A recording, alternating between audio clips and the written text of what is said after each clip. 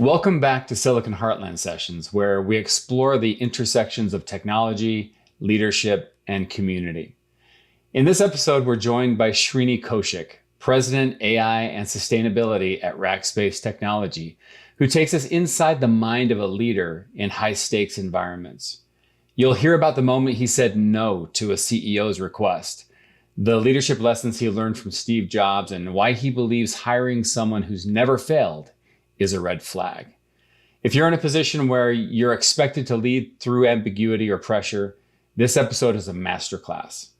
Special thanks to our sponsors, Rackspace Technology, enabling cloud-native innovation with unmatched expertise, Varonis, delivering world-class data security and threat detection, Trace3, empowering digital transformation through next-gen technology, and Sigma Computing, redefining data exploration for business users.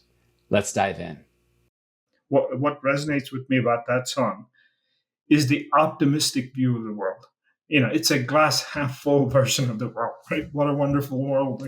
Heck yeah. I see skies blue, and it's when you kind of think through that piece, they're not talking about the world filled with plastic and skies or smokestacks and others. Like, you could have a very dark view of the world. I Very think the true. positive view of the world is important because it is not taking a Pollyanna-ish approach that says, like, no, these are all don't exist. There's so much positive in the world that you can actually kind of build on it and drive it. And if you adopt that type of philosophy to it, you're always going to fall forward. You're going to make mistakes, but you're going to fall forward.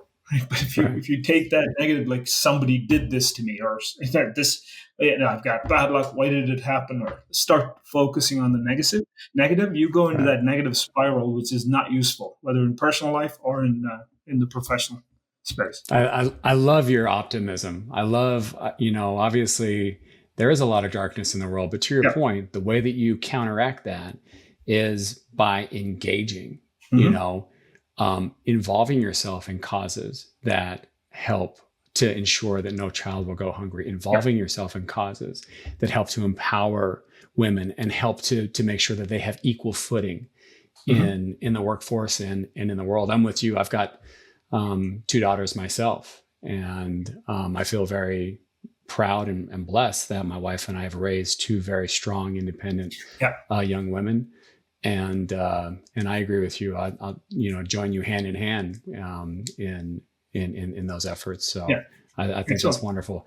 To your point, though, I mean, having that worldview, looking through that lens of optimism, and knowing that I've got an opportunity, you've got an opportunity to make a difference in the things that you care for is really meaningful. That very much resonates with me.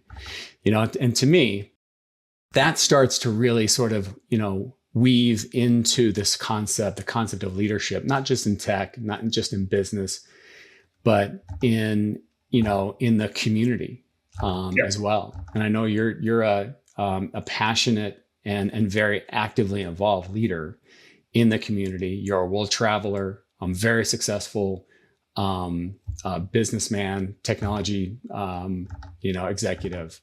So when you think about the qualities that define a transformative leader in today's tech landscape, what are those core qualities for you?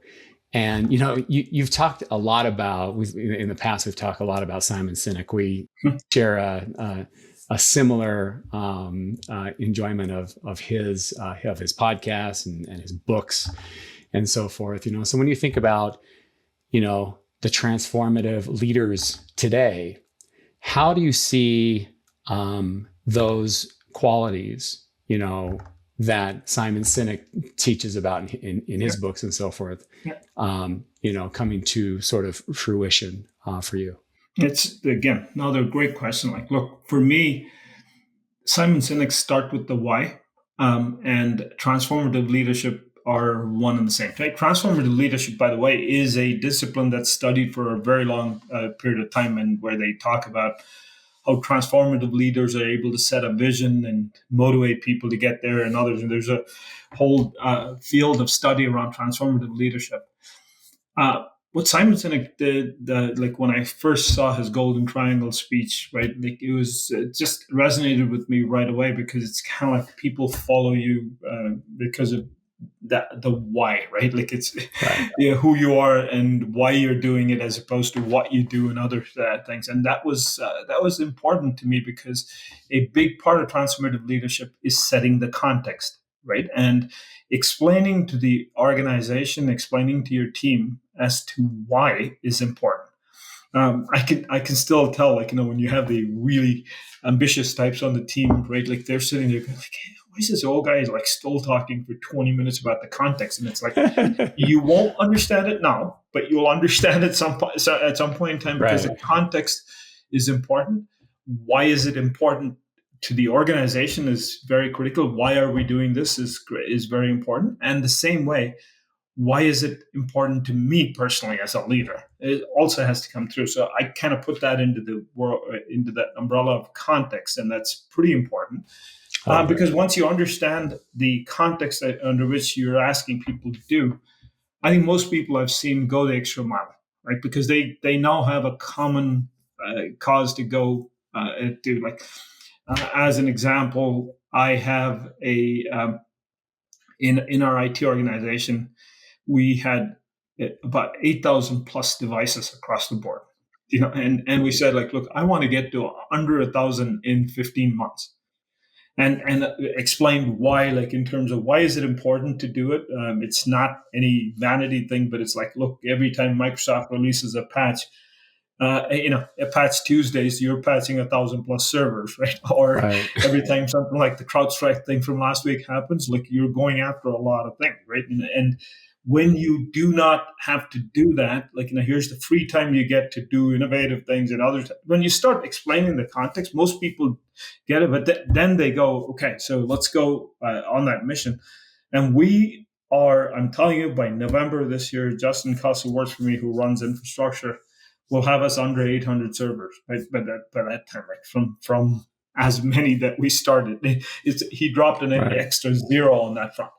But that's, if you can think about how much was done in 15 months, that from a technical feed standpoint, you understand running things in production, doing that is not easy, right? But you 100%. actually needed people to buy into the why to do that piece. And I just used the technology example, but every single time, right? Like I think buying into the why is very important, and I think Simon Sinek's Golden Triangle has been great, and it's so much ingrained in me that um,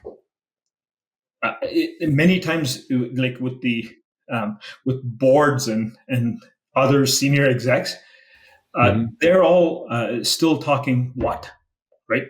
What are you going to, like, what 100%. offerings am I going to put out from an AI standpoint? What am I going to do this thing? What deals are we trying to close and others? Like, I tend to be the guy who focuses a lot more on the why and the how. Right. Why am I doing it? And how am I going to do that? Because that's the process component of it that we talked about earlier, right? If Right. that high wheel part that I said, mentioned, if you can do the why and the how, then you can implement something that's sustainable. The what will happen, right? It's not that it's not Yep. important, but if you just focus on the what, you may put superhuman efforts and get it done one time. But then you lose the person, or the team disbands and goes on to other projects and others. You can't.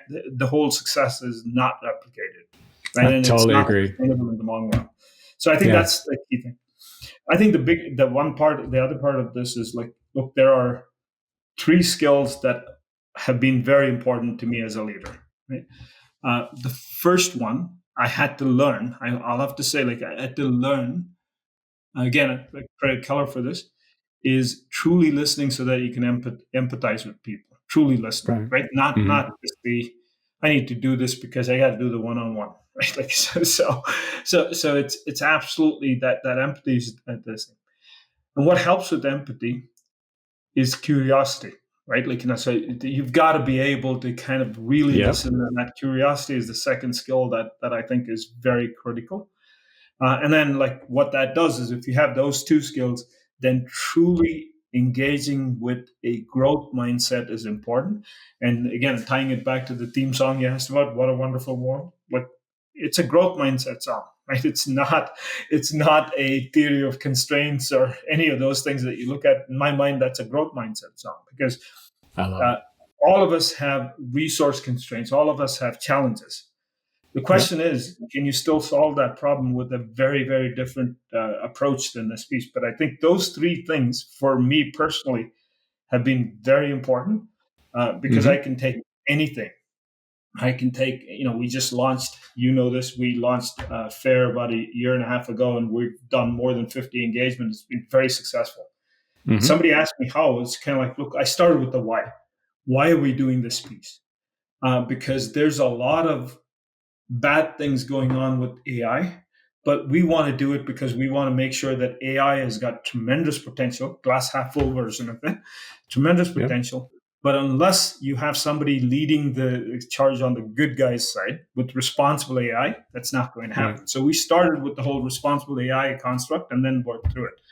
And then the curiosity comes down to, okay, let's just understand, like, whether it's the good guys or the bad guys, let's understand what they're doing. Because again, even if it's something that, deep fakes or something else that are coming, are there any bright sides to it? How do you actually, are you going to always be playing defense, or is there a flip side to it? All of those other Right. pieces that you start thinking about, that's the curiosity. And then the growth mindset is like, absolutely, like when you think about it from an organization standpoint, we're much smaller than the big guys. Like, you name your Right. own personal, we're much smaller than an IBM, Accenture, any of these other guys. But it's like, uh, I could use that as an excuse not to do stuff, or I could use a growth mindset to go try to compete in that space. And I think that Right. I use that as an example because those are my three critical skills that I've used over and over again throughout my career, and it's something that I keep urging my daughters to kind of go learn, be curious, There you go. listen, right, and then yeah, I love it. The word that comes to my mind when as you've been talking, is inspire. When you talk about setting the context and helping the organization see the why, mm-hmm, not only mm-hmm, that, but you're taking the time to meet with them individually, to listen to them, to yeah, empathize, to help foster this growth mindset. I start thinking, wow, when you're talking about these really difficult things, like I can't even imagine how challenging as it was. First of all, just to make the case to go out yeah, and start Fair. But then to, over the course of that 18 months, the 50 engagements you've done and the amazing work that you've done, that comes from hard work. And that mm-hmm, hard work, to your point, comes from a workforce that sees the why, is yeah, inspired to come every day and to really pour their creative energy into it, to really pour themselves into the endeavor that, and the vision that you've laid out for them. When you think about, it's one thing to set the stage and to help set the context, help folks see the why, but you have to sustain that over time. And over time, I have to imagine there's, lots of really, really difficult decisions that you have to make. How do you approach making, challenging decisions when you're under pressure? We've talked about Steve Jobs, and he, before he passed away and everything, he espoused this notion of living before you die. mm-hmm, And I'm curious, how did his legacy and yeah, his, and the wisdom that he gave to us, how has that influenced your decision making process, especially in high stake environments? yeah. There's a great example of, like, and I know people have different views of Steve Jobs and others, but when you kind of think about the genius of how he thought about the world, like, hey, if you're going to do something, go make a dent in the universe, right? Like, it's not like, not tinker around with this stuff. Like, let's go at it. That bold vision is something that he did. This whole live before you die. If people haven't watched it, just go to TED Talks and watch his commencement It's incredible. speech at Stanford, and then send me a note if you're not inspired. Right? It's hard not to be inspired by listening to that. And that, Yeah. what I take away from that, though, Sean, is, and I told you about it. I used a football analogy at the start. Here's a baseball analogy, right? if you've got 10 times at bat and you don't swing, you know what your average is going to be, right? If you do take Very true. educated swings, even if you hit only four out of it, 4 out of 10 is Hall of Fame material, right? In baseball, Right. right? A 400 average is Hall of Fame material. So the biggest thing that I see a lot of leaders kind of struggle with is that fear of failure, right? What Right. is it going to look like? That fear of failure, and so what that does is it paralyzes them in terms of making when it comes to tough decisions. Agree.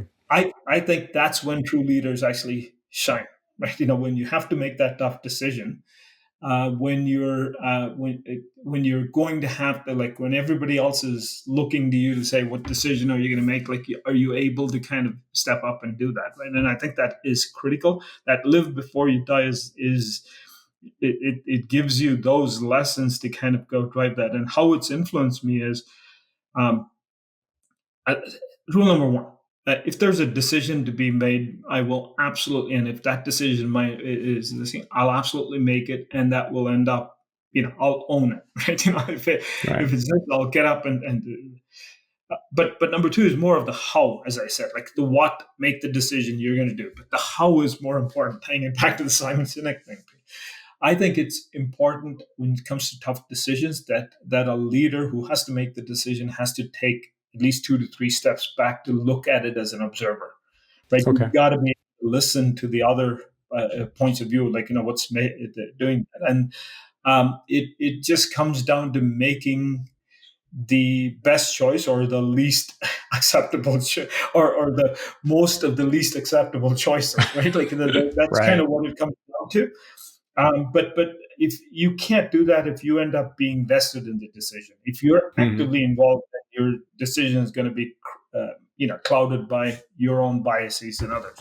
So I think when Well there's said. tough decisions, you have to kind of step back and let the process take the how piece of it is important.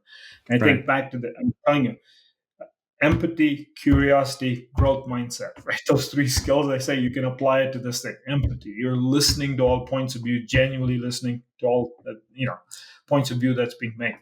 Curiosity, there's going to be things that you don't understand. You got to be able to ask the questions behind that piece, and the context is important. And then Hmm. being able to take that growth mindset to say, I get it, right? Like, it's none of these decisions is palatable. I wish there was option four, but I don't. Right? I got to be able to make option, one of these three work.